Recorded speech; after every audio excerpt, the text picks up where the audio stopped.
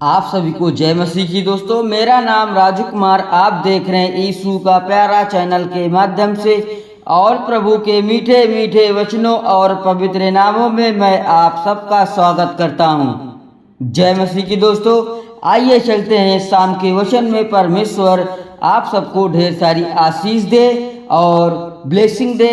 जय मसीह की। चलते हैं वचन से। जैसे कि यहाँ पे मूसा कहता है, मूसा ने जाकर ये बातें सब इस्राएलियों को सुनाई और उनसे यह भी कहा, आज मैं 120 वर्ष मूसा कहा, मैं आज 120 वर्ष का हूँ और अब मैं चाल फिर नहीं, क्योंकि यहोवा ने मुझसे कहा है कि तू इस यरदन पार नहीं जाने पाएगा।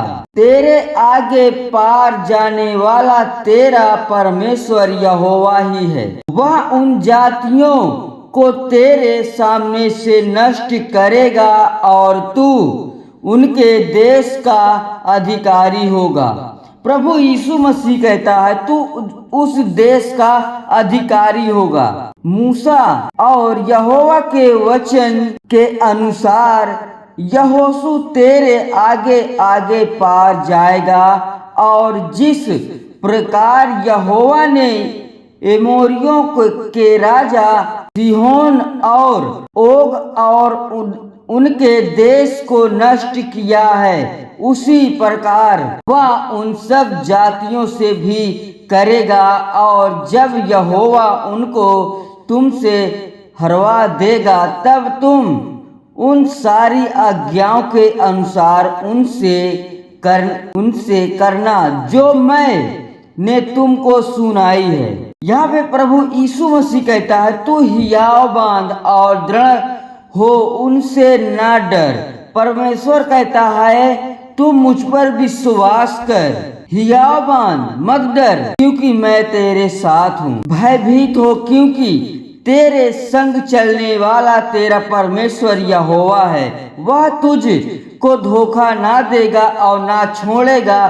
तब मूसा ने यहोशू को बुलवाकर सब इस्राएलियों के सम्मुख कहा, तू हियाव बांध और दृढ़ हो जा, क्योंकि इन लोगों के संग उस देश में से यहोवा ने इसके पूर्वजों से शपथ खाकर देने को कहा है।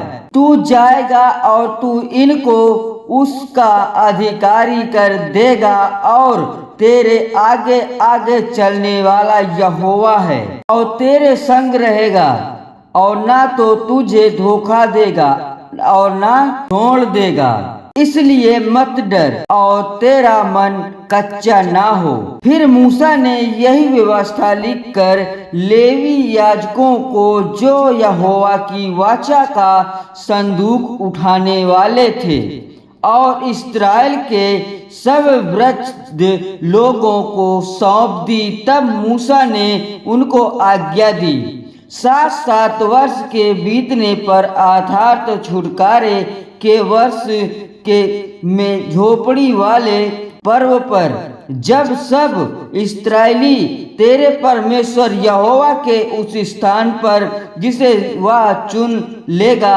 आकर इकट्ठे हो, तब यह व्यवस्था सब इस्राएलियों को पढ़कर सुनाना।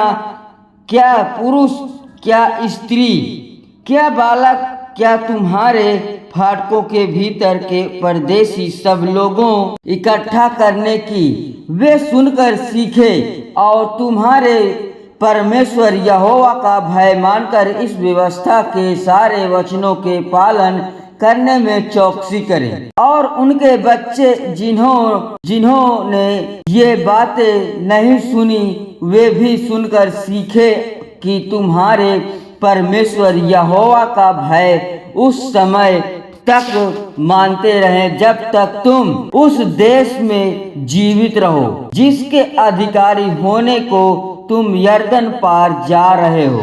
फिर यहोवा ने मूसा से कहा, तेरे मरने का दिन निकट है।